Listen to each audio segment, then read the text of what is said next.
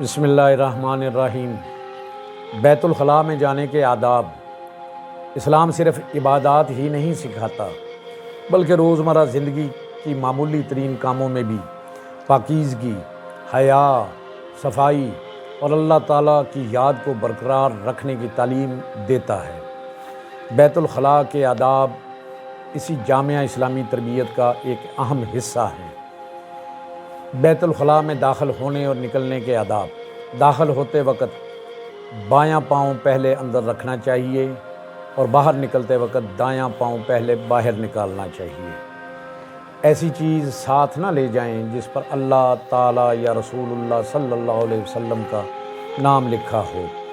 داخل ہونے سے پہلے مسنون دعا پڑھنی چاہیے۔ باہر نکلتے وقت اللہ کا شکر ادا کرتے ہوئے مغفرت کی دعا پڑھنی چاہیے۔ قضائے حاجت کے بعد اچھی طرح صفائی کرنا ضروری ہے۔ پانی سے استنجا کرنا افضل ہے اور ڈھیلوں یا ان کے قائم مقام چیزوں کے بعد پانی استعمال کرنا زیادہ بہتر ہے۔ استنجا ہمیشہ بائیں ہاتھ سے کرنا چاہیے۔ صفائی مکمل ہونے کے بعد ہاتھ اچھی طرح دھونے چاہیے۔ قضائے حاجات کے دوران احتیاطیں۔ لوگوں کی نظروں سے دور رہنا چاہیے۔ سطر کو بلا ضرورت پہلے نہ کھولا جائے۔ شرمگاہ کو بلا ضرورت دیکھا نہ جائے۔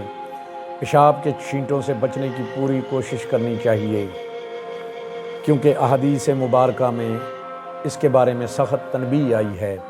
کھڑے ہو کر پیشاب کرنے سے بچنا چاہیے۔ انتہائی مجبوری میں جائز ہے۔ ممنوع اور مکروہ مقامات۔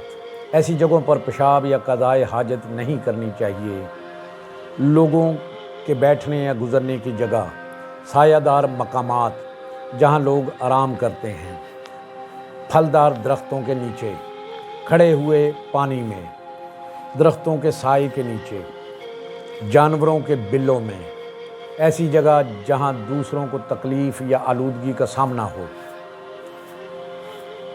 قضائے حاجت کے وقت قبلہ رخ یا قبلہ کی طرف بیٹھ کر کے بیٹھنے سے اجتناب کیا جائے، حتی الامکان بچا جائے۔ ہر عمل میں ادب، حیا اور اللہ تعالیٰ کی نگرانی کا احساس برقرار رکھا جائے۔ استنجا سے فارغ ہو کر یہ دعا کرنی چاہیے باہر آ کر: اے اللہ، میرے دل کو نفاق سے پاک فرما اور میری شرمگاہ کو بے حیائی اور برے کاموں سے محفوظ رکھ۔ آمین۔ اللہ عمل کی توفیق عطا فرمائے۔